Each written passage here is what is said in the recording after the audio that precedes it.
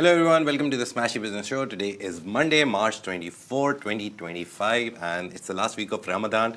My name is Abdul Majid Awan.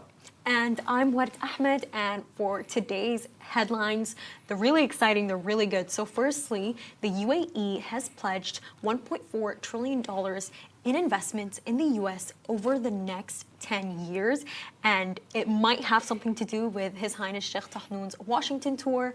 Secondly, the Dubai viral chocolate founder, our favorite sweetheart, Sara Hamouda, has met His Highness Sheikh Mohammed. And finally, more people are buying more luxurious watches in Dubai. Yeah, so also stay with us till the end of the show to know what disruptive innovation is and how Anghami used it. So let's start with the very first story of our day. It's a very big thing that happened over the weekend. UAE has committed to investing $1.4 trillion in the United States, in America, over the next decade, the next 10 years. The announcement follows a meeting between President Donald Trump and His Highness Sheikh Tahnoon bin Zayed Al Nahyan, the UAE's national security advisor.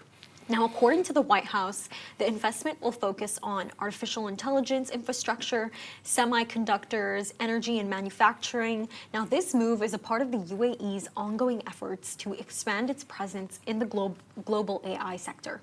And the investment announcement comes as AI chipmaker Nvidia and Elon Musk's xAI join Abu Dhabi's MGX, Microsoft, and BlackRock in the AI infrastructure partnership. MGX is a key player in the UAE's tech ambitions and AI ambitions as well. It had previously unveiled a 100 billion AI infrastructure plan. Now, one of the few entirely new projects within its investment framework is Emirates Global Aluminium's plan to build the first new aluminium smelter in the U.S. in 35 years. Now, the White House says this facility will nearly double U.S. domestic aluminium production. And the UAE has been strengthening economic ties with the U.S. as it looks to diversify beyond oil. UAE's sovereign wealth funds, including ADQ and Mubadala, already have significant investments in the American market. Now, this announcement, very interestingly, also follows Trump's recent request for Saudi Arabia to invest $1 trillion in the U.S. economy. Meanwhile, Sheikh Tahnoon, His Highness Sheikh Tahnoon, reaffirmed the UAE's commitment to deepening its economic relationship with Washington with a focus on AI, technology, energy, and healthcare. And the discussions took place during a meeting in the Oval Office, followed by a high-level dinner with U.S. officials. The UAE's investment push signals its growing influence in the global tech and energy sectors. And we saw that when His Highness Sheikh Tahnoon literally met every big guy in the Silicon Valley, in Washington, in US. He met Mark Zuckerberg, he met Elon Musk, he met Jeff Bezos, he met a lot of US Secretary of State. Larry Ellison of Oracle, he met Larry Fink, two Larrys. He met Larry Fink of BlackRock. He's literally met everyone. I was seeing a LinkedIn post, and it very nicely put it that you see people, a lot of countries talking about going the AI route and completely going full all in on AI and tech for the future. But UAE has shown with this trip of His Highness Sheikh Tahnoon that indeed UAE is being proactive in it. It is being proactive, but more so than that. You know what I'm really thinking, Majid?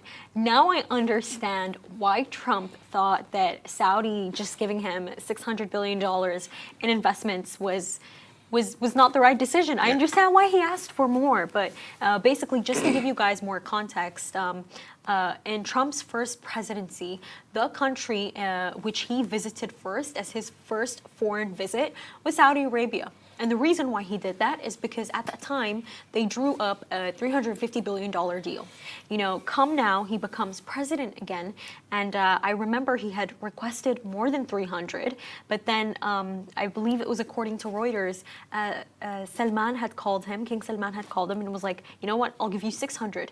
But then Trump went to Davos and in Switzerland and he said, actually, I want $1 trillion. And I remember I was even telling Majid, I was like, that is such an unreasonable number to ask for.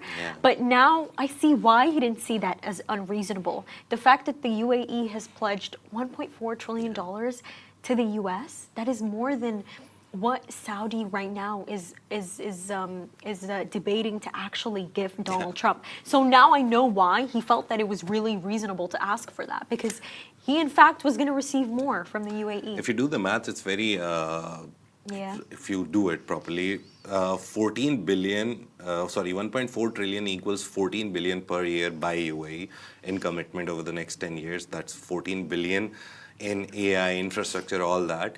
But you see the last trade numbers from last year, which was, again, part of the press release by the state media. UAE and US did nearly 5 billion of trade last year. So they will have to astronomically increase their trade with the US. So if they've done 5 billion, nearly 5 billion, it was 4 point something, so nearly 5 billion. So imagine they have to increase it at least 9 billion more. And I think NVIDIA chips, when they buy it, maybe a big part of it, for like 2-3 billion, they'll buy the NVIDIA chips only. But it's a big number that the UAE has committed. And it's not like set in stone that they have to spend 14 billion per year only. They can do 20 billion one year and 13 billion one year. They can mix it up. But over 10 years, they'll invest 1.4 trillion. Even with Saudi, I think that's the main idea, that everyone thinks that Donald Trump, the US president, wants 1 trillion over 4 years, over his term period. But I think even if Saudi Arabia commits to that number, that $1 trillion number, they will do it over like a big, longer period, not over 4 years. Within 4 years, it's impossible. Because again, we did a story about Saudi and US trade also. It was 3.7 billion in the last year. So if they've done 3.7 with 1 trillion in mind, you'll have to do nearly 25 billion per year in Trump's time. That is impossible because already they're doing 3.3 only. So increasing it to 25 per year is nearly impossible. And that's the whole case scenario. UAE has set a very good template for the Saudi Arabia to follow. They do commit them money, but don't commit it on a short period, commit it over a longer period. So let's see what that happens. it can actually realistically be done. Yeah. But Majid, when I'm taking a look at this, I think what's so interesting is that within the short time that His Highness Sheikh Tahnoon has been in Washington, there's so much that has occurred. So during his stay there, the first one that we heard about is essentially Microsoft and Core 42 and Abu Dhabi's government. They basically teamed up because by 2026, they're trying to make Abu Dhabi's government an AI native government. Then secondly, something else that we heard about, it's Musk's XAI, joining in with the UAE's MGX, BlackRock, and Microsoft in this like $30 billion AI fund. Yeah. And then now we're seeing this $1.4 trillion investment from the UAE. Previously we've seen Hussein Sajwani's founder of the Damak Group's $20 billion investment into data centers in the US.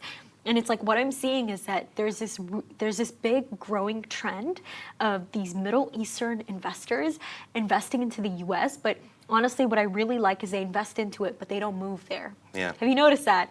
They invest there, but they don't go move there. They don't go live there. So I find that really interesting. Just that with Trump, a business person on top of the government, they think that investments will reap rewards. And that's like, I guess, the basic core idea that a businessman is at the helm of the superpower of the world. Kind of, we are like in a unipolar world. A lot of critics disagree with it. They think that it's not a unipolar world, it's a tripolar world now, with China and Russia and other players coming in. But again, I think it's a good move that they're investing in something which will reap rewards eventually. Right now, the markets are down. Everything is down because of Trump's policies and tariffs. But again, people are hopeful. Trump is hopeful. Even Elon Musk, their Tesla shares lost nearly 50% of their value. And Elon Musk is telling people, don't sell it, don't worry, it will go up. So yeah, a lot is happening in this domain in US and how it's affecting the whole global economy, especially the Middle East. We'll keep you updated on it. And now let's move to a sweeter story. Dubai's fixed dessert chocolatier, founded by British-Egyptian entrepreneur Sara Hamouda, is making waves with its high-profile engagements and exclusive collabs. And she met someone. Yeah, so in a recent social media post by the fixed dessert chocolatier Instagram, Sara Hamouda, British-Egyptian expat, has actually met His Highness Sheikh Mohammed bin Rashid Al Maktoum. Now, she actually described the moment as inspiring and expressed gratitude for his leadership in shaping Dubai into a global hub for innovation. And Fix Desert Chocolatier emphasized the support that they've received from the Dubai community, calling it the driving force behind their success. The meeting reinforced their commitment to pushing boundaries and continuing to innovate. Earlier, Sara Hamouda and her husband also met His Highness Sheikh Hamdan bin Mohammed bin Rashid Al Maktoum, the Crown Prince of Dubai. Now, this meeting followed a special collaboration with Sheikh Hamdan, an exclusive chocolate flavor called Emirati Halwa. And the limited edition flavor inspired by traditional Emirati desserts, word told me about halawa, that it's a very traditional dessert, was unveiled by Sheikh Hamdan on Instagram in 2024. And since then, they hadn't met, but finally at World Government Summit, they got a chance to pose together and meet each other. And I remember she told Monify in the interview that the very first thing he said was, "What have you done to the world?" Yeah. And then the creation that she made, especially for his Hamdan, is a fusion of heritage and modern chocolate artistry, to be honest. And it represents Dubai's blend of tradition and innovation. But Sara Hamouda later clarified that it was only made for His Highness Sheikh Hamdan, that specific flavor of fixed dessert, and was not available to order, because I think if it was available to order, I think it'll sell out in minutes. Probably. Yeah. Now, meanwhile, Sara Hamouda has also spoken out about challenges her brand is facing.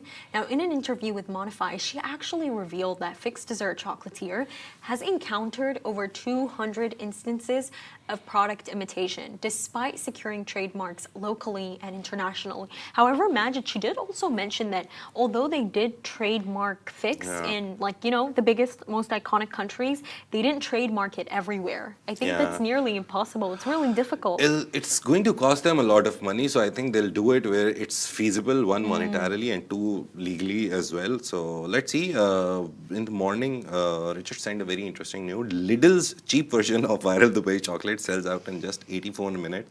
So the budget retailer, they made a copy of the Viral Dubai chocolate, that is Fix, and sold out in 84 minutes. That's 1 hour, 24 minutes, nearly 1.5 hours, completely sold out. So you can see the demand for Fix, and the brand's appetite has attracted imitators. We know this, but it still remains a leader in the Dubai's dessert scene, and it's kind of like a journey of this city. We always talk about it, that how they represent Dubai. They don't represent a chocolate brand, they represent Dubai, which is famous for innovation, not only in chocolate making, but in businesses as well. You see every type of person, every kind of businessman coming to this city and overall coming to the UAE and setting up businesses now. And I remember recently we talked about one of the reports that nearly 50% of the global tech companies have their headquarters in Dubai now, because they want to work in this region, and Dubai for them is like the middle of it.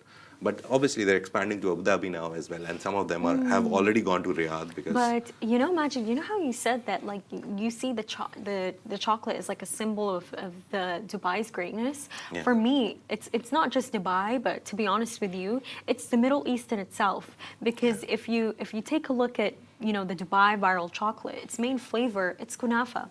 And kunafa, it's so dear to so many of our hearts in the Middle East. I mean, yes, it does, the original kunafa does come from Palestine. Some may argue Syria or Egypt. However, all of these Arab countries, even Sudan, by the way, we all make our own kunafa. My mom makes kunafa, by the way, and we all do it in our own different ways with our own different ingredients.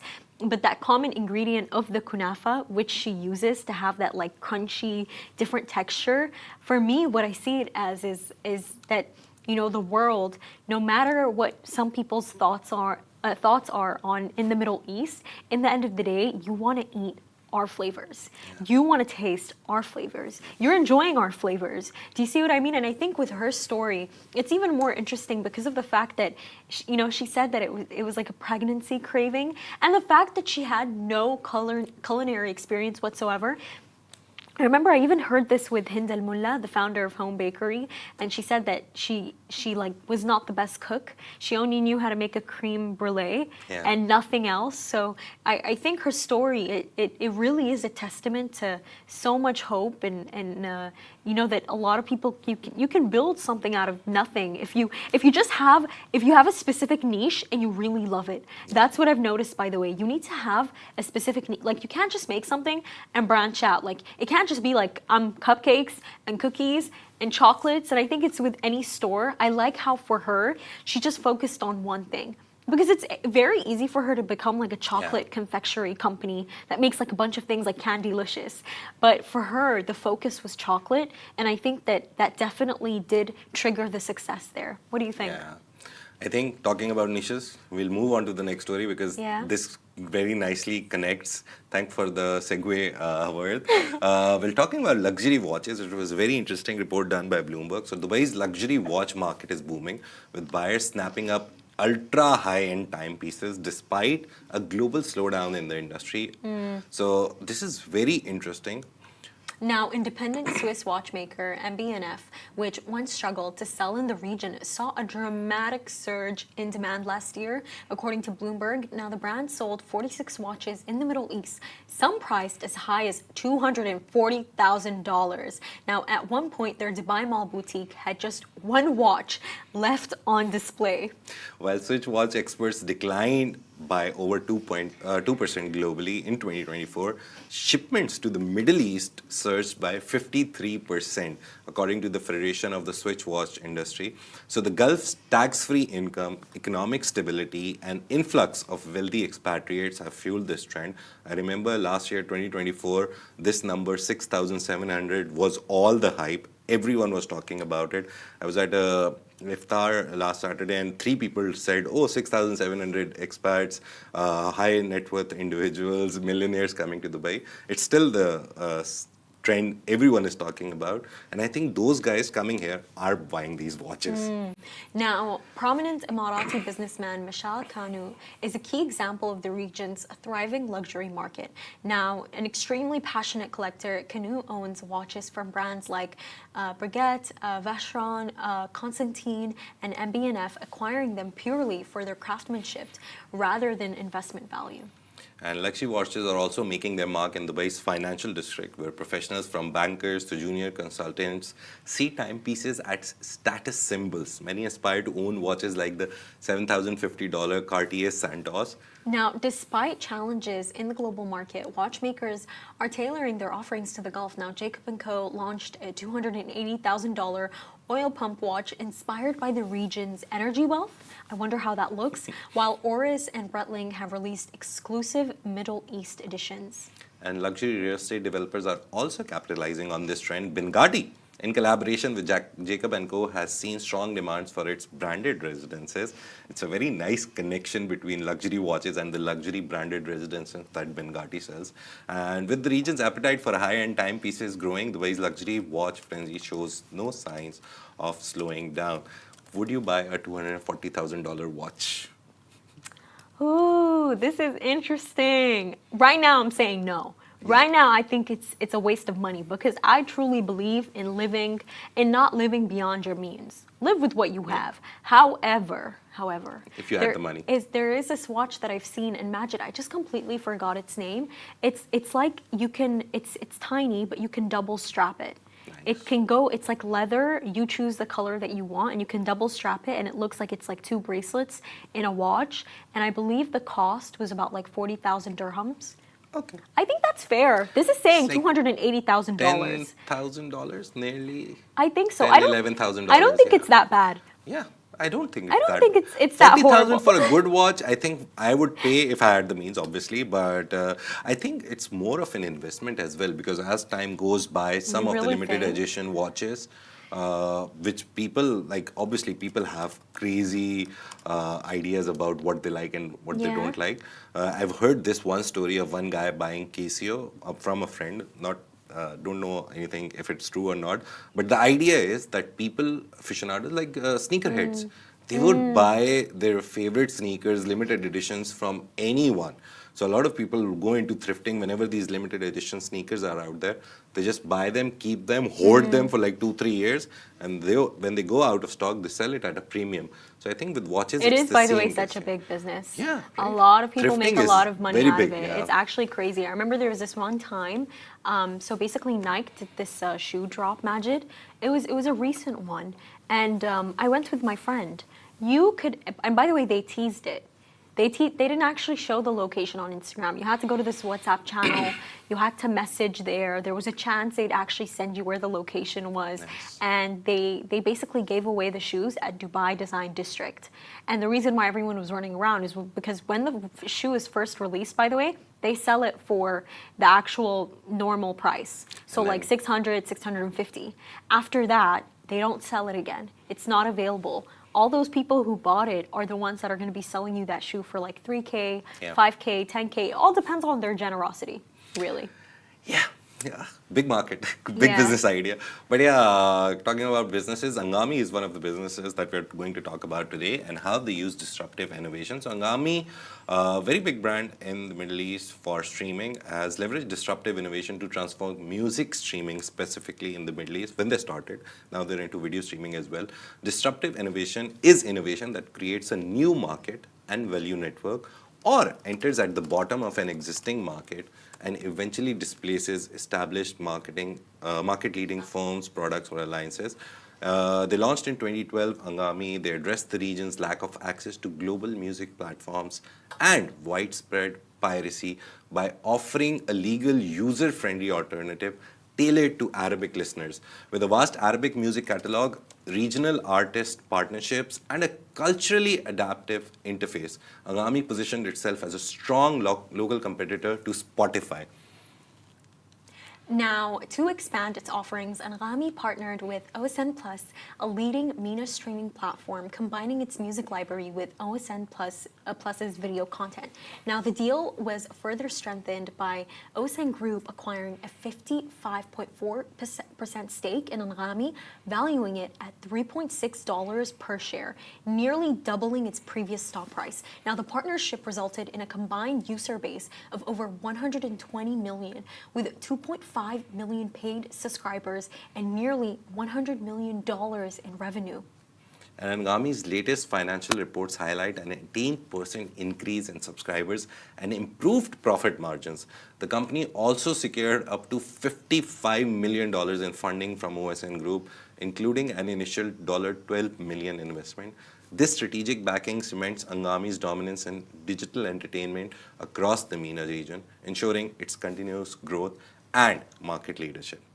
And yeah, Anghami, have you used Anghami? I I have subscription to OSN Plus, but I know Me that too. like, yeah, Me too. I'm on Yeah. OSN Plus. My sister got it last Yeah. night, and I joined with her. But I don't use Anghami, but my family does. Yeah, Anghami, I think it's very nice for Arabic music, right? Because I've heard that a lot of songs that you won't find on Spotify or don't have lyrics on Spotify. Yeah, you don't always find everything on Yeah. Spotify. By the way, even Apple Music, like Yeah. it's not always there.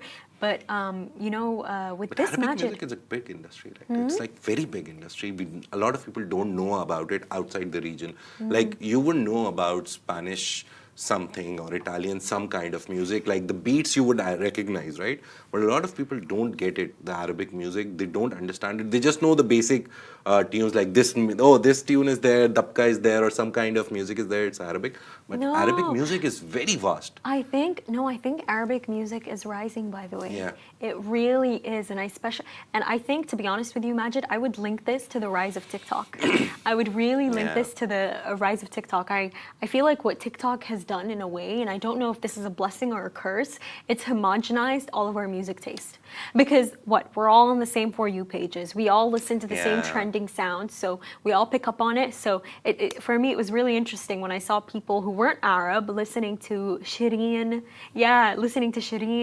Fayrouz from Lebanon, and Abdel Majid, and I think TikTok has done that. I think Yeah. TikTok has really contributed to Yeah, that. because I think short form videos go with music. If you don't have music, I don't think short form It's videos just work. satisfying to the ear, by Yeah. the way. It's so satisfying because TikTok always brings the best part of the song to you. Yeah.